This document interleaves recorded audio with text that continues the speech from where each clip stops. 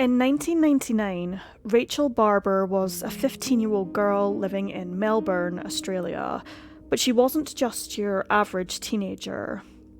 Rachel's biggest dream was to star in musicals. They were everything to her, her favourites being Cats and Chicago, and she was doing everything possible to make that dream a reality. She was a full-time dance student at the Dance Factory. She was breaking into modelling and in the process of making a real name for herself. Many described her as a beautiful and popular teen, but despite all of her successes, Rachel kept herself humble and grounded. On stage, she was poised and ready for anything, but off stage, when she could relax and just be herself, Rachel was quiet and shy, especially when talking with strangers. Luckily for her, Rachel was very close to both of her parents, Michael and Elizabeth Barber. She also had two younger sisters, Heather and Ashley Rose, to help keep her company as well. When she wasn't with them, Rachel was probably with her steady boyfriend, Manny Carella, who went to the same school as her, and they'd been together for quite some time. That's why it was such a surprise and a huge concern when Rachel didn't return home on March 1st, 1999, and nobody knew where she was. She told Manny and her friends that she had a job after school that was going to pay her a lot of money, but she hadn't even told her parents that much. All her father knew was that he was supposed to pick Rachel up at around 6:15 at the tram stop near their home, but Rachel never showed up. Realising that something was awry, her parents reported her as missing within only a few hours, and the police sprang into action. Rachel's friends confirmed that she'd gotten onto the tram after school, but they didn't know where she was headed. Witnesses on the tram remembered seeing Rachel in the company of someone they described as a, quote, plain-looking woman. That wasn't exactly much to go off, but the police kept searching, desperately trying to piece together the puzzle before it was too late. But the days crept by with seemingly nothing happening with Rachel's case. But the truth was that the police had several leads, and they all kept pointing back to one person, Caroline Reed Robertson. Caroline was 19 years old and deeply connected to the Barber family. Her younger sister was best friends with Rachel's younger sisters, and Caroline was the person they went to when the Barbers needed a babysitter. From the outside looking in, Caroline seemed a sweet and trustworthy young woman, but it turned out that no one had any idea of what was really going on under the surface. Caroline struggled with her image and her self-esteem. She drew pictures of herself that were just a plain black shape, and excerpts from her journal showed how deeply her insecurities ran. She described herself as someone who had a, quote, pizza face and brown, oily hair with no coordination. She called herself fat and ugly and a social failure. One quote from her diary painted a heartbreakingly clear picture of where she saw her place in the world. Quote, I feel like a troubled and tortured lost soul thrown into a world of angels. So many teenagers go through similar feelings that Caroline did, but Caroline's emotions seemed to fuel a growing sense of anxiety and dread, particularly because Caroline had dreams and ambitions of her own. She wanted to be an actress, and with every fault she found in her physical appearance, that dream seemed to drift further and further away. The final thing that sealed the deal on Caroline never achieving that dream was when the police burst into her apartment on March 12th of 1999 to find her lying unconscious on the floor. At this point in the investigation, the police were sure that Caroline had something to do with the disappearance of Rachel Barber, but they couldn't have any idea what Caroline had really done. or her motives behind it. They knew that Caroline had called the Barber household the evening before Rachel had vanished. They knew that Caroline had then called in sick to work the following days after, but once they had their hands on Caroline's diary, they found out exactly what she'd done. Caroline had called Rachel that night to tell her that she had a job for her to do. It was that easy. All Rachel had to do was come over to Caroline's apartment and take part in a psychological study. Rachel would earn approximately $100 for answering just a couple of questions. All she had to do was show up, answer them truthfully, and of course, not tell anyone where she was going to preserve the integrity of the study.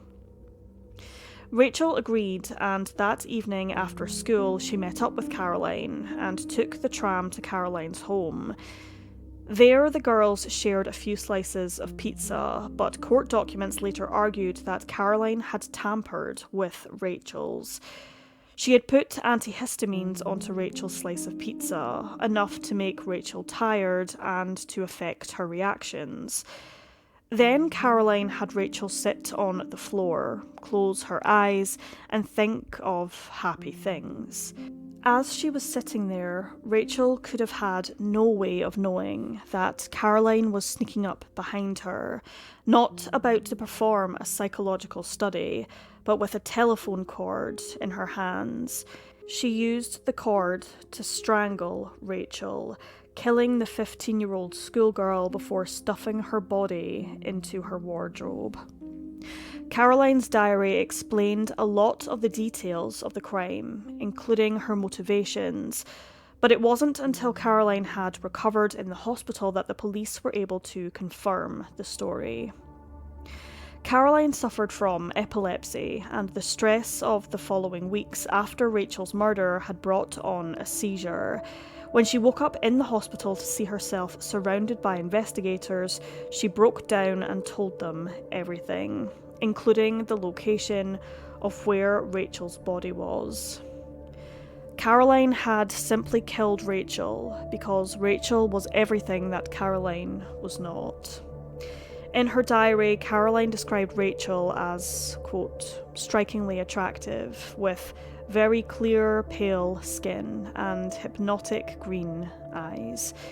And the truth was that Caroline wanted to be someone like Rachel.